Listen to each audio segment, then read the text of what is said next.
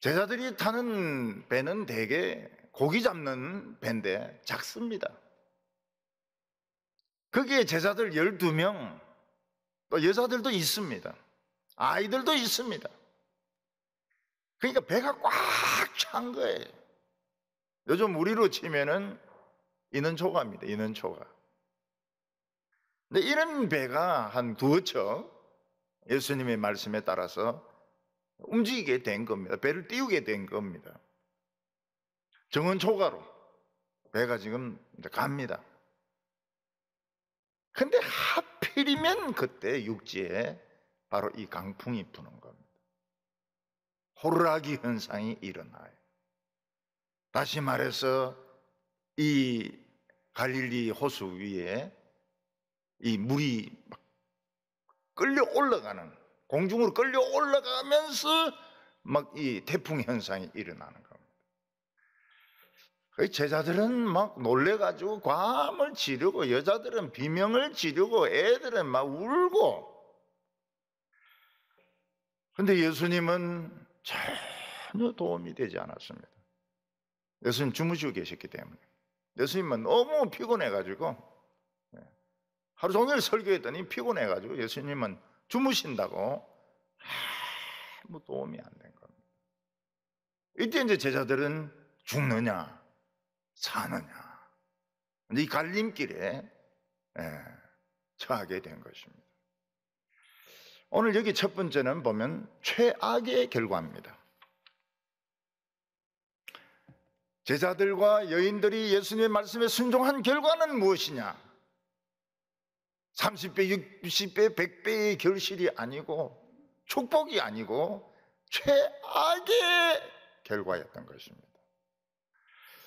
제자들과 여인들은 예수님을 만나고 새로운 인생을 살게 되었습니다. 베드로는 방황을 거치게 되었습니다.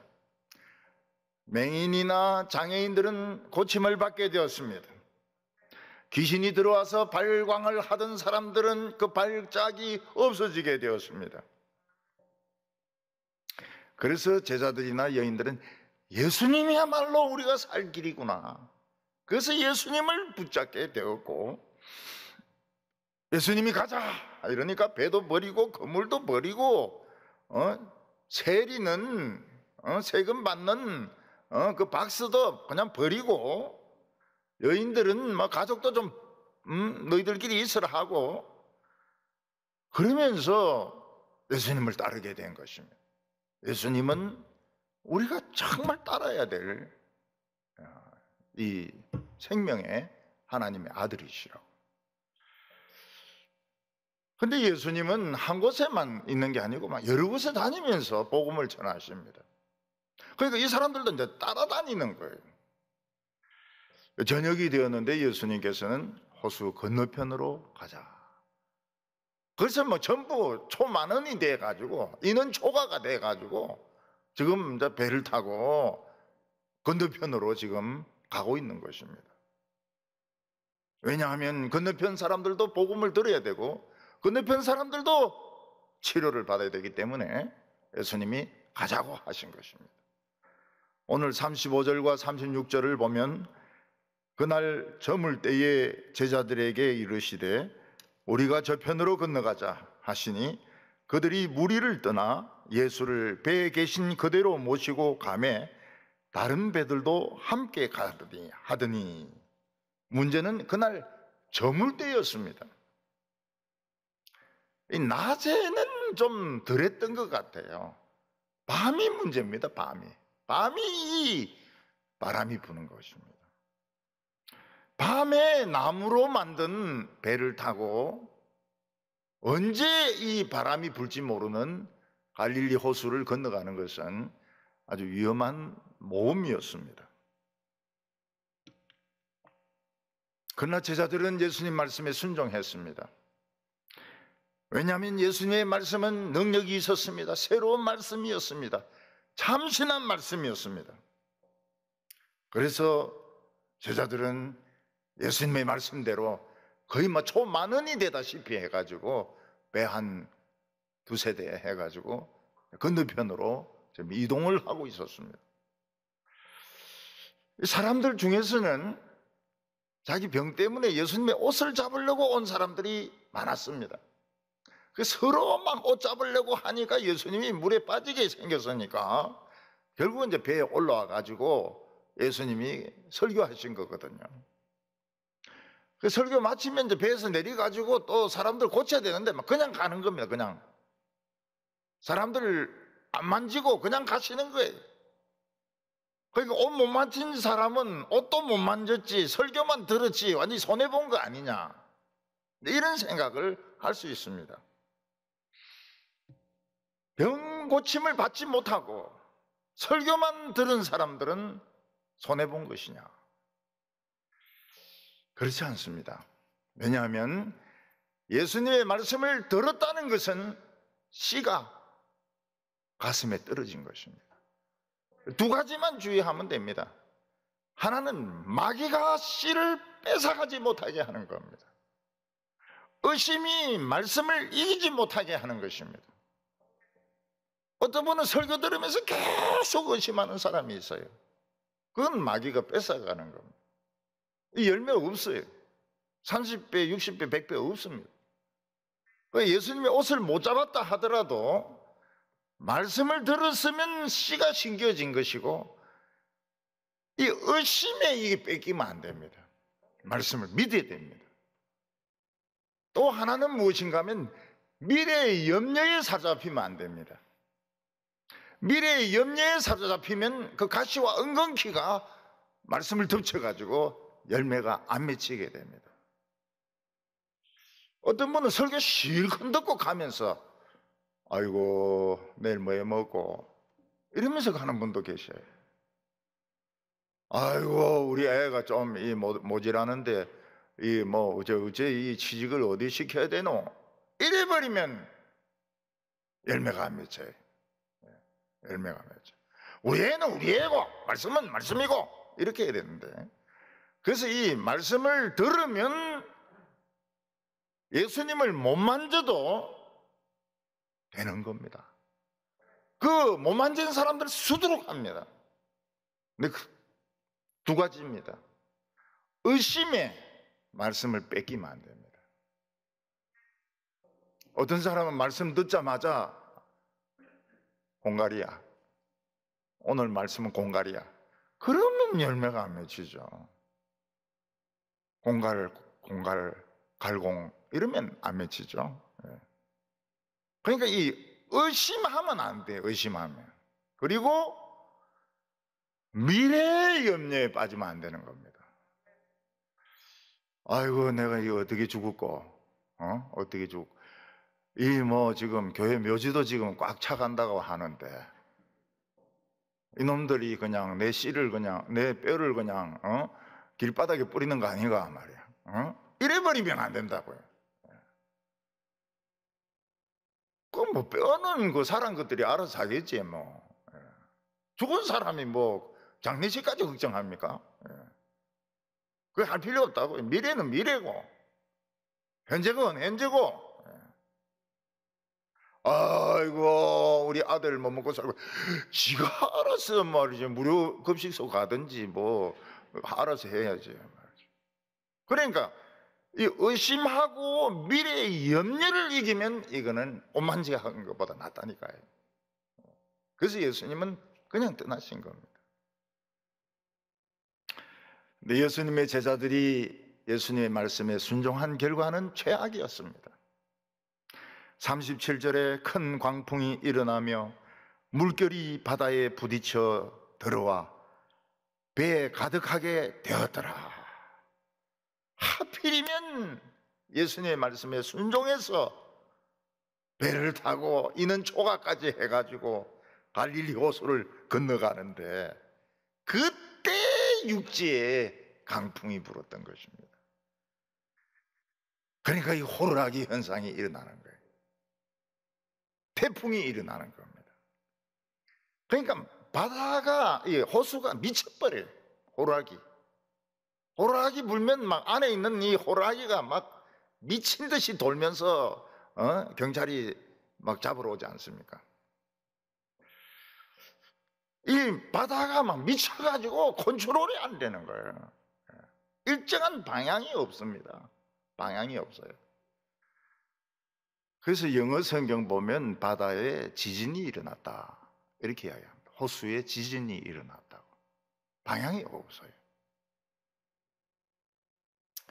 그러면서 막 이 파도가 덮치는데 지금 배가 침몰하든지 사람의 무게에 의해서 침몰하든지 아니면 뒤집어지든지 다 죽게 된 겁니다.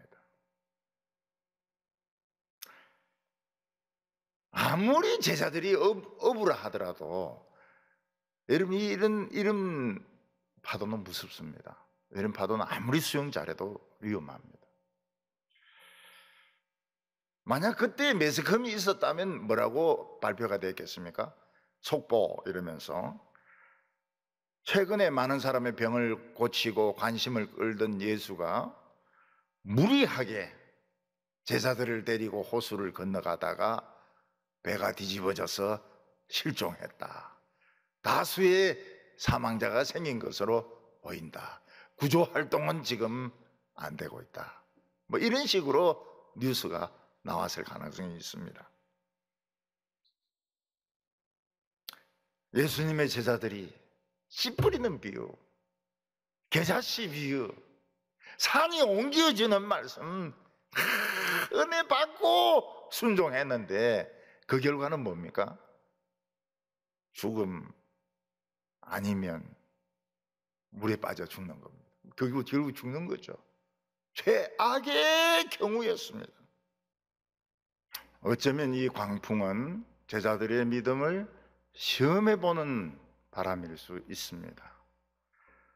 왜냐하면 제자들은 지금까지 예수님의 좋은 면만 봤습니다. 예수님께서 병자를 살리는 것을 보았습니다. 치료하는 것을 보았습니다. 은혜스러운 말씀을 보았습니다. 오병이의 기적을 보았습니다. 그래서 예수님의 제자가 된 거예요. 너무 좋은 것만 보고. 그러나 이제 예수님의 말씀에 안 좋은 것이 나타나기 시작했습니다. 그게 무엇입니까? 예수님 말씀에 순종했는데 죽느냐 사느냐 목숨의 위기가 찾아오게 된 것입니다. 물에 빠져 죽느냐 아니면 그냥 혀를 깨물고 죽느냐 위기가 찾아오게 된 것입니다. 오늘 두 번째는 예수님이 도움이 되지 않습니다.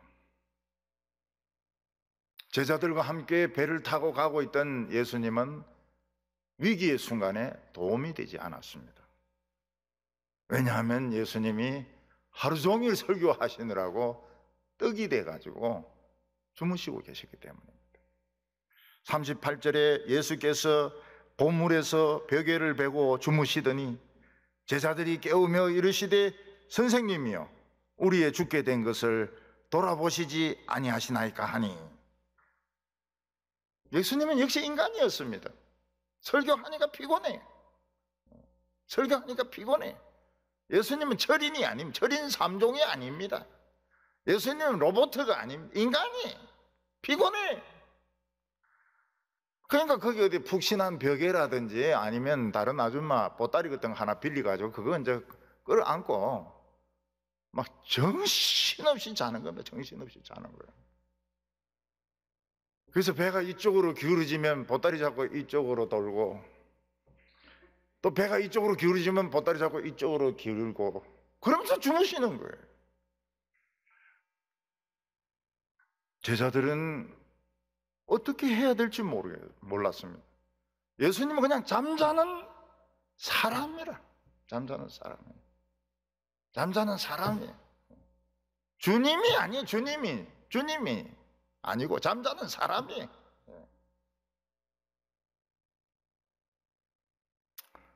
제자들은 살려고 몸부림을 칩니다. 기도를 합니다. 아무 효과가 없었어요. 예수님은 제자들로부터 멀리 떨어져 계시지 아니하셨습니다. 예수님은 우왕좌왕하는 제자들과 같은 배를 타고 있었습니다. 근데 예수님은 너무 피곤하신 거라. 너무 피곤하신 거라. 정신을 차리지 못하고 주무시고 계신 겁니다. 요즘 예수님 더 피곤할 겁니다. 코로나도 있죠. 개척교회도 많아지죠. 더 피곤하실 거예요. 더 피곤하실 거예요.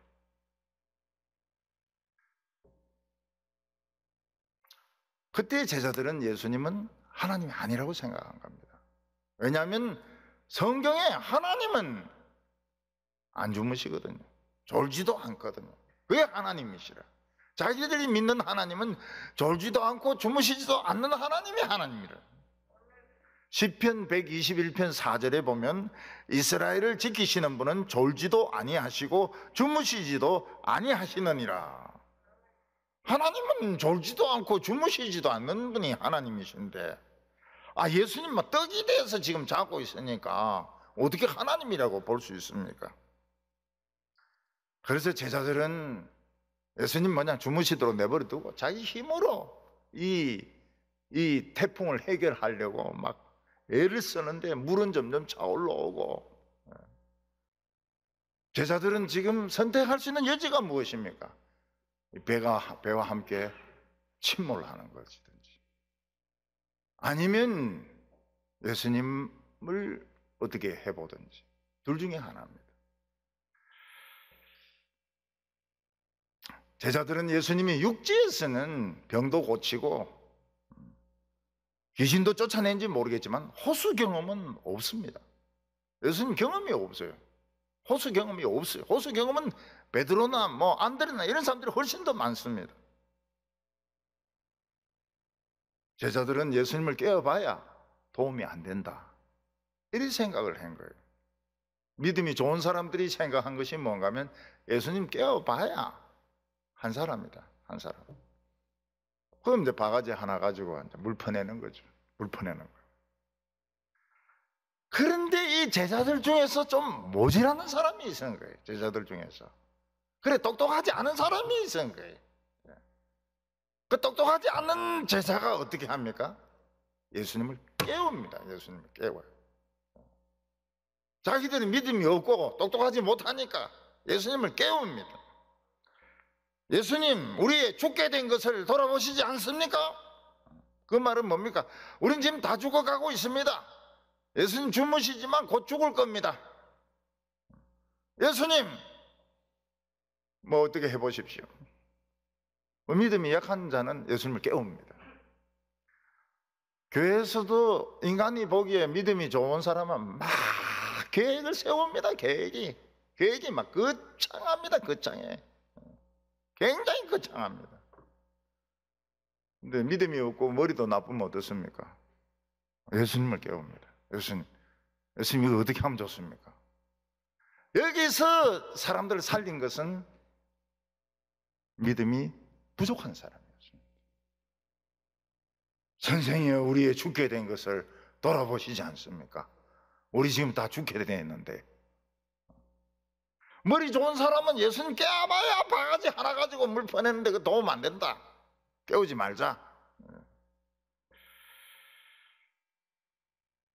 우리가 이 세상에 살면서 가장 힘든 것이 하나님의 눈에 안 보이는 겁니다. 하나님의 음성이 귀에 안 들리는 것입니다. 그래서 예수 믿는 사람하고 안 믿는 사람하고 다른 게 아무것도 없어요. 똑같아. 교회 다니는 것 말고는 틀린 게 아무것도 없습니다. 똑같은 걱정을 하고 있습니다. 똑같은 책을 보고 있습니다. 똑같은 염려를 하고 있습니다. 하나님은 눈에 보이지 않고, 예수님은 도움이 안 되고, 예수님 잠만 자고 있고. 그래서 많은 교인들이 하는 말이 뭔가 하면, 예수 믿는 것이 아무 도움이 안 된다. 내가 뛰는 것보다 도움이 안 된다는 거예요. 과연 그럴까요? 사느냐 죽느냐 하는 문제에 있어서 예수 믿는 거하고 안 믿는 거하고 똑같습니까? 어떤 어려운 문제가 닥쳤을 때 기도하는 것과 기도 안 하는 거하고 똑같습니까? 사람들은 그 이야기하면 기도 안 하는 게 낫더라는 겁니다. 기도 안 하고 그냥 결정하는 게 낫더라는 거예요. 결혼도 기도 안 하고 결정해버리고, 사업도 기도 안 하고 결정해버리고, 대학도 기도 안 하고 결정해버리고, 기왕 그냥 기도 안 하는 게 더 낫더라는 겁니다. 과연 그 말이 맞을까요? 그 말이 맞을까요? 예수님 도움이 안 됩니다. 예수님 아무 도움이 안 돼요. 주무신다고. 보따리 하나 붙들고 주무신다고 도움이 안 되는 거예요. 오늘 여기 세 번째 예수님의 능력이 나타납니다. 제자들 중에서 똑똑한 제자들은 예수님을 안 깨웁니다. 한 명이니까요. 한 명 깨워봐야 이제 바가지고 더 시끄럽고. 근데 그 중에 믿음이 시원찮은 진짜 좀 바보스러운 사람이 있은 거예요. 그 사람이 예수님을 깨웁니다. 물 퍼내는 시간에 예수님을 깨웁니다. 주여, 우리의 죽게 된 것을 돌아보시지 않습니까? 지금 우리 애를 한번 봐주십시오. 우리 애를 한번 봐주십시오. 우리 직장의 직원들을 한번 봐주십시오. 우리의 모습을 한번 봐주십시오. 그때 예수님께서 잠을 벌떡 깨십니다. 그리고 39절에 예수께서 깨어 바람을 꾸짖으시고 바람들어 이르시되 잠잠하라 고요하라 하시니 바람이 그치고 아주 잔잔하여 지더라. 예수님은 우주의 창조자였습니다. 주무시고 계셨지만 그는 창조자였습니다. 그는 파도를 야단을 쳤습니다. 바람을 꾸짖었습니다. 바람아, 잔잔하라. 파도야, 조용하라. 그때 바람과 파도는 조용해졌습니다. 조용해졌어요.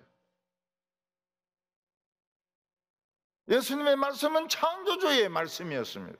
조용해졌어요. 그 좀 바보 같은 제자가 예수님을 깨운 것이 그게 정답입니다. 정답. 정답이에요. 막 물 바가지로 물 퍼내고 배 안 부서지게 막 줄로 묶고 뭐 이런 것보다도 이 바보 같은 이 모질라는 제자가 이게 정답이라고. 정답. 예수님은 제자들을 책망하셨습니다. 40절에 어찌하여 이렇게 무서워하느냐? 너희가 어찌하여 믿음이 없느냐? 사람이 죽음이 찾아오면 무서워하게 돼 있죠. 무서워하게 돼 있습니다. 인간은 다 무서워합니다. 죽음이 안 무섭다. 거짓말입니다. 죽음은 다 무서워요. 그런데 예수님은 어찌하여 그리 무서워하느냐? 조금 무서워해야지. 조금 무서워해야지. 어찌 그렇게 무서워하느냐? 하나님 돌아가신 것처럼 무서워하느냐? 조금 무서워하고 뭘 해야 됩니까? 예수님을 깨워야 되는 겁니다. 모세가 한 것이 무엇입니까? 40년간 방황을 하고 40년간 미디안 광야에서 방황을 하고 떨기나무에서 천사를 만난 후에 그가 한 것이 무엇입니까? 400년 동안 잠들었던 하나님의 말씀을 깨운 것입니다. 하나님의 말씀을 깨우니까 그 지팡이에서 기적이 일어났습니다. 지팡이가 뱀으로 변하기도 하고 강이 피로 변하기도 하고 개구리들이 올라오기도 하고 메뚜기들이 오기도 하고 불우박이 떨어지기도 하고 해가 막 새카맣게 되기도 하고. 오늘 우리들이 해야 될 것이 무엇입니까? 성경을 깨우는 겁니다. 성경 잠들어 있잖아요. 성경 잠들어 있어요. 성경 안 읽어요. 성경 안 읽어요. 신학생들 성경 안 읽어요. 교수들 안 읽어요. 집에 딱 놔놨다가 교회 올 때 그 가방 채로 들고 옵니다. 가방 채로. 가방 절대 안 엽니다. 가방 채로 들고 옵니다.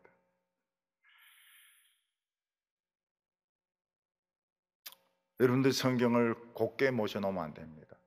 성경에 밑줄을 쳐야 됩니다. 저는 그 영어 성경에 밑줄 칠 때요, 예수님의 가슴에 칼로 찌른 것 같아요. 아우, 너무 가슴이 아파요.